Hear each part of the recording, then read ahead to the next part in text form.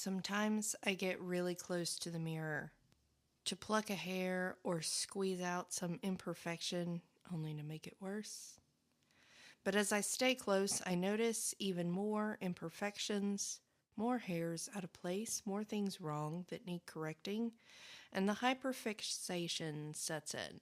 I lose track of time as I move across my face millimeter by millimeter, attempting to correct everything wrong. Have my brows always been this messy looking? Are they really that bad? I step back as I see my whole face in the mirror. I see so few imperfections needing punishment for their flawed appearance. But now what I see is the destruction and pain left in the wake of my pursuit of perfection. The world is like that too. Focus too long and too closely at one area and you will miss the beauty and joy and life going on in the rest of the world. And if you focus too hard on the areas where the bad is, you might feel compelled to fix it with violence, like my face, root it out, bomb it, nuke it, raise it, salt the earth, let no one remember their names. We know best how the world should be run.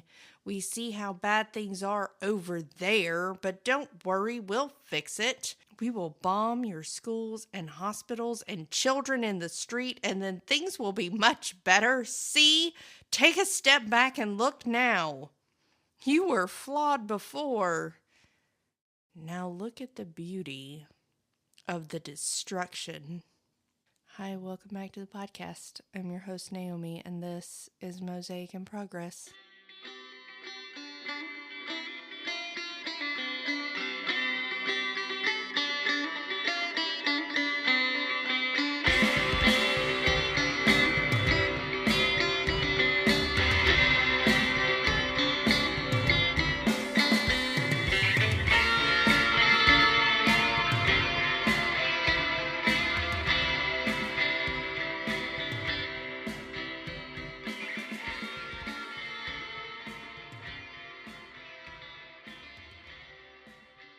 I wrote that poem after an episode of self-harm, and it's been over 10 years ago now that I was informed that all of my picking at my skin and popping of pimples and etc. was actually a form of self-harm.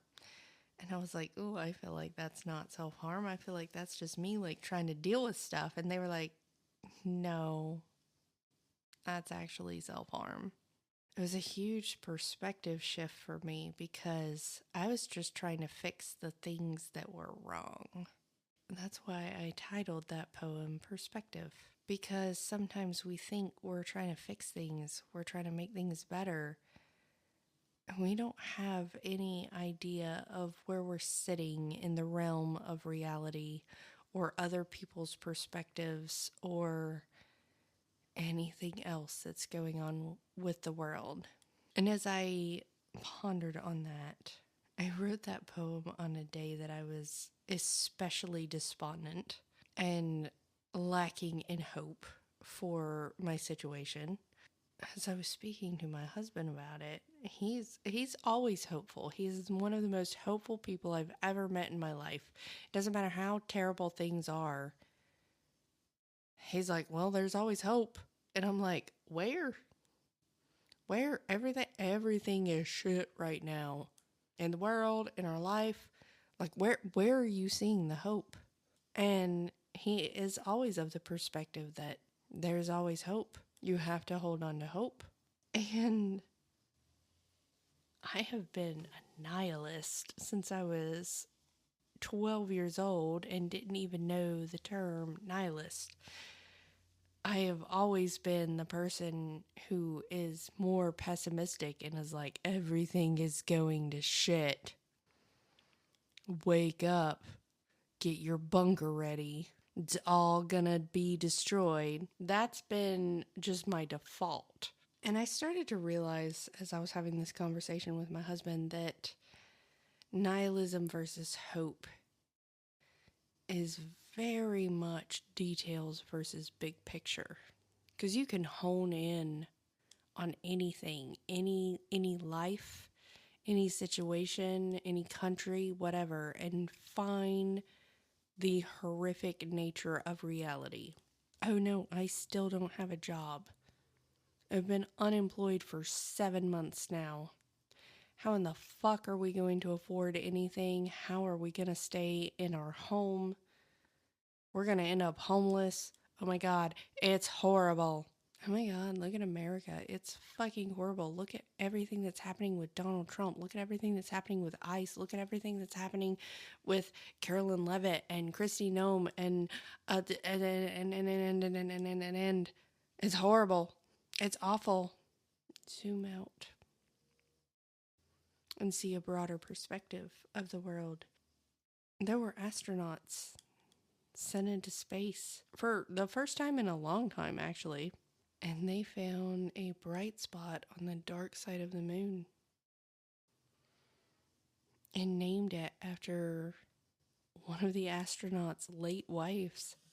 It's one of the most beautiful and loving things to happen in our world in a long time. We found something special, and we named it after a person who was special. And as someone who is an animist and an omnist, I see this and my first thought was, this is how gods are created. That there was so much love that you had to name something in the sky after the love. One of the things that's really interesting to me, and I see it in hindsight and retrospect of my own descent into nihilism and pessimism, is this perception that optimism is immature. It's just, childish thinking. It is devoid of connection with reality, that to be optimistic is to be immature. And I find that really interesting with this excessive focus in our society that we have to be really mature and really focused on reality. And it's funny to me, as someone with an Irish background, because I was reflecting today. I had a friend recently send me a bunch of meditations for me to work through. I love new meditations and exploring new ideologies and things. And I was listening to this meditation. It was over 30 minutes long, and my ADHD was immediately like, absolutely not. And I was like, let's just try it. And I focused for more than half of it, which is really good for me. And I was listening to it, and I wanted to laugh at it because it was so cheesy. This is your new life. In that exact tone. This is the life you are choosing. And I was like, this is the cheesiest motherfucking thing I have listened to in a long time. And I was really struggling to focus because it was so cheesy. I wanted to laugh at it. And then I was like, why is it cheesy though? Why are you perceiving this as cheesy and like not serious and not worth paying attention to? And so as this person was talking, that's what I meditated on. Like, why do you think this is cheesy? And why is cheesy bad? And we have this ideology that like you have to be really serious to be taken seriously. Like even the word silly. Do you know where the word silly comes from? I hope you know if you're one of my listeners. But if you don't, I'll tell you. It's from the word Seely, Seely. And it is related to the Fae. It is Irish mythology, Seelie and Unseelie. So the Seelie Fae were the ones that were just kind of like, they're like silly little guys. They're a little mischievous. They're little pranksters. They're kind of like jesters or fools or whatever. They're not going to do any real harm to you. They're just mischievous. That's where we get our word silly. Is from Seelie, these little mischievous fae that are just having fun and don't mean any harm. They're a little precocious. They're a little innocent. They just do silly little things without any comprehension of the effects of their actions. Unseelie were the ones who knew. They would trick you on purpose, or they were dealing with more serious things like death. And it wasn't a matter of if you had accepted it or understood it. It was a job that they were doing. But we have this idea that silliness shouldn't be taken in any kind of serious way. And it truly does come from that mythology. If it feels cheesy, if it feels overtly joyful without reason, then it's silly. We dismiss it. We say it's not worthy of being a part of our ideology. It's not worthy of being a part of our life. And I think a big part of shifting that harmful ideology is empathy. And in my lifetime, in the last 10 years or so, empathy has become like a big talking point on social media and such. And people calling themselves empaths. And a huge misunderstanding of what empathy actually is. Empathy is being able to feel what someone else is feeling, or being able to see through someone else's eyes, being able to understand someone else's experience. It's a very difficult thing to do. There are not a huge amount of empaths in the world, despite what you might see on social media. There are people who are sensitive to energy shifts, and that is not the same thing. Most people, if they start tuning into energy, will be sensitive to energy shifts. That is not the same thing as being an empath. Being able to literally feel what someone else is feeling, that is an empath. Most people can't do that. There are not a majority of people who can do that, let alone a majority of people who are content creators. Because most people who are empaths are extreme introverts. Because it is incredibly painful to go out into the world where you can feel what everyone else is feeling. There are highly sensitive persons out there. That is not the same thing as being an empath. But we need to be able to see, at least to shift our perspective. Whether you can feel it or not, you should be able to see it. Because you don't have to be able to feel what someone else feels to be able to understand someone else. You can look at their life and logically posit what their life is like. If you listen to them, if you hear them, if you see them, you don't have to be an empath to understand other people. And I think so many people call themselves empaths because we live in such an unfeeling world, a world that is so devoid of connection. And so in a world like that, to be able to see someone else's perspective feels astronomical. Because we live in a world that for a long time has operated under the axiom, if we want to call it that might makes right. Whoever's the biggest and strongest is the one who's in the right. And it doesn't matter if logically they're in the right. It doesn't matter if morally or ethically they're in the right. They've got the bigger guns. They've got the bigger muscles. They've got more money. They've got more power. So they're the ones who are in the right. And we've seen this over and over again. And I was reflecting on this last weekend about the Civil War. Ironically, I have no idea where that came from, where the Civil War came into my consciousness and why this is where my mind went. But the Civil War was the beginning of this American ideology of saviorship. And I'm not saying the South was right. I'm not saying that slavery should have been allowed. I'm not saying that slavery was right. I am in opposition to all of those things. However, what happened was the South said, hey, we've given you our tax money for long enough. You have taxed us unfairly in opposition to the industrial work that is happening in the North. We're tired of being overtaxed. We're tired of you telling us we're horrible people. We're going to have our own nation.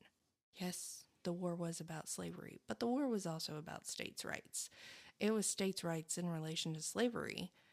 But politically, you have to look at what America did, because it set an extremely unhealthy precedent that we still see today, because the South absolutely had every right to secede from the Union.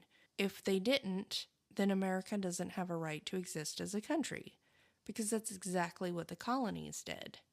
Hey, we don't like how you're doing things. You're taxing us unfairly. We don't have the representation that we want, and your taxes are killing us. We're going to do our own nation. This is exactly what the South did. Like verbatim. It was the same thing. And the North said, absolutely not. We can't survive without your tax dollars. We're keeping our military bases there until you start a war. So the Civil War was a war like almost every single war that has been fought since that time by America, of we're gonna go do something for our financial benefit and pretend that it's a moral issue. And we can get people on board, because if we tell people, oh, it's awful down there, look at what they're doing to these people, then people will support it. They'll send their sons to die for us because they think it's a moral fight.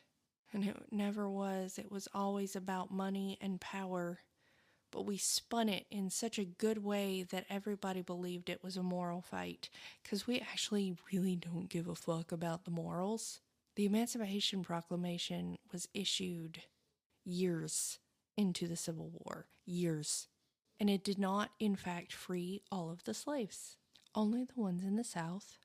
And it was issued at a point that the North, the Union, was losing the war. They were losing almost every battle. And everyone hails Lincoln for being such a savior. Lincoln didn't even think that black people were people. He said that in many of his writings.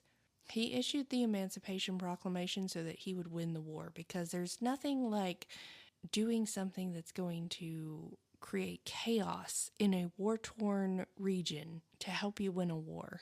And I say this because, not that I think that slavery was right or the South was right or anything like that, but people have been hailed as heroes and saviors because it was politically expedient for you to think that they were heroes and saviors. They didn't care about you. They didn't care about your ancestors. They cared about keeping their money and power, and they used your ancestors as pawns so they could do so. My ancestors as pawns so they could do so. We hear so much about how bad things were and how it needed to be done to save people. This idea of the military correcting moral wrongs. And the military never corrects moral wrongs. They only create more. Because if people are enslaved or abused or whatever the case may be, going in with guns ablazing doesn't fix the problem. It only creates casualties. And I grew up, as you have heard before if you've been listening to my podcast, in a right-wing, extremist, evangelical, Southern nationalist home. And I grew up on the stories of Waco and Ruby Ridge. And what was happening at Waco and Ruby Ridge was horrible. There was a lot of abuse going on. And to correct the abuse, the Bureau of Alcohol, Firearms, and Tobacco went in and killed everyone.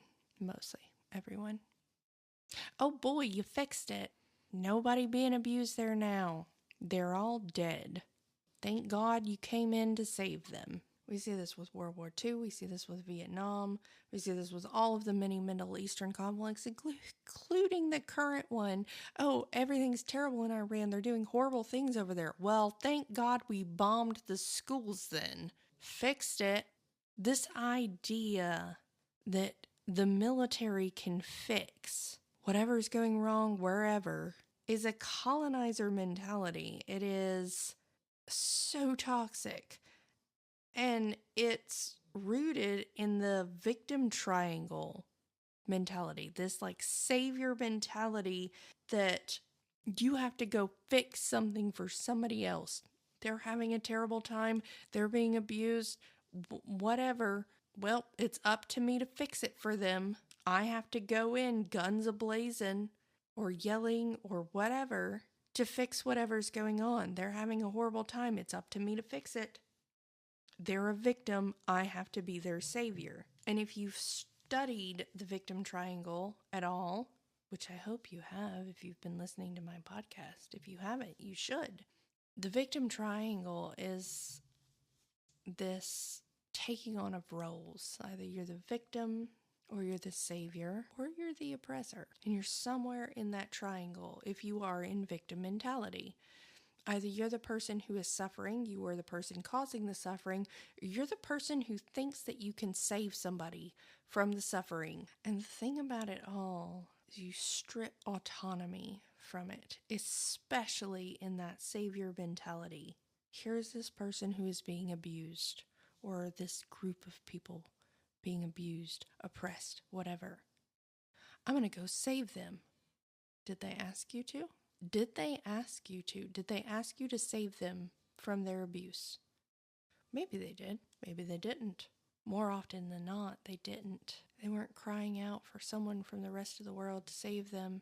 You just decided that you knew what was best, and you're going to fix it for them. You strip them of their autonomy, and we see this in interpersonal relationships, especially in parent-child relationships or spousal relationships, this idea of being overprotective.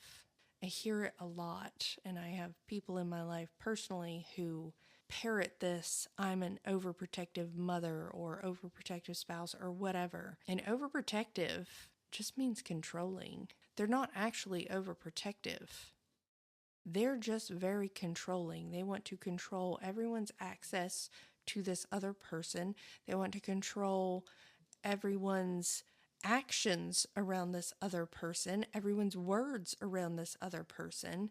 They're not overprotective. They are so controlling that they want to curate this other person, whether it's a child or a spouse or whoever, they want to curate their entire life based on whatever they dictate is acceptable. And if it's not that, then you're harming that person. And they're going to hurt you for doing something to harm them because they're overprotective. It's very difficult sometimes to have empathy, to see through someone else's lens when that person is the person who is hurting you. And this is why we have so much discord and disharmony in the world today, is because there are so many people who are hurting other people because hurt people hurt people. And it's very difficult to look at someone who's hurting you and feel empathy or sympathy or any kind of connection to them. We want to distance ourselves from them as much as possible. And I see this all the time, this othering that happens of people saying, oh yeah, I'm not that kind of white person. Oh yeah, I'm not that kind of Christian. I'm not that kind of whatever, fill in the blank. We want to distance ourselves as much as possible so we don't have to be accountable as a collective, as a part of a collective, or be accountable for holding other people who are in our circle, in our part of society, holding them accountable. Because we should be calling out other white people, other men, other whatever, but we don't. We don't do it enough. We don't do it at all. We don't do it effectively. And so to avoid the accountability that we should have, we just say they're not real men. They're not real Christians. They're not real whatever. Or we distance ourselves and saying, oh, I'm white, but I'm not white like that. I'm not that white. So we can pretend we're not a part of the problem, because it's really easy to just distance yourself and pretend you're not a part of the problem. Then you don't have to have those fights with your friends. You You don't have to hold them accountable. Instead of having an awkward, uncomfortable conversation when they make that misogynistic joke or that racist joke, or they call someone, and I'm sorry, trigger warning right here, I'm going to say some words that are really offensive. When they call someone a retard, when they call someone a nigger, when they just use that word thrown out in conversation, we just put our heads down. We don't laugh because it's not funny to us. We don't call them out. When they use gay as an insult, we just hang our heads down, even though they were one of the first people we came out to. Don't rock the boat.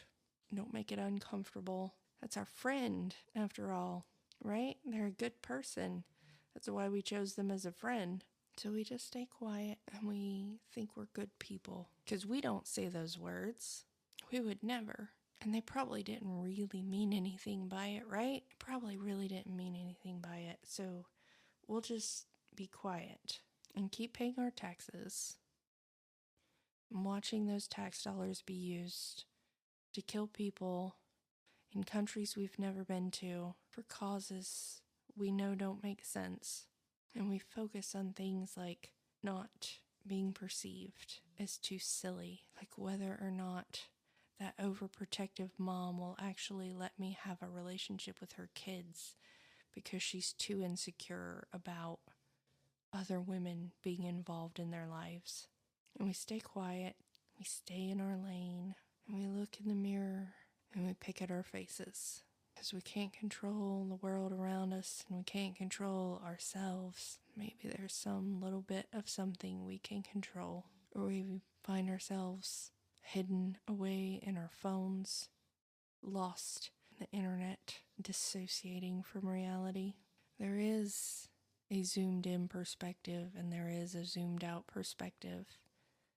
And neither one of them excuse us from the horrors that we are complacent in. Find yourself in alignment with love. And if you do not, work on getting there. So that's the only way we're going to survive. Thanks for joining me again on the podcast. I'm your host, Naomi. This is Mosaic in Progress. I hope you will join me again next week, and I hope you'll follow me on socials or wherever you listen to podcasts. You can find all my links at linktree.com/mosaic in progress, and I hope you'll join me again next week as we both continue to work on our Mosaic in Progress.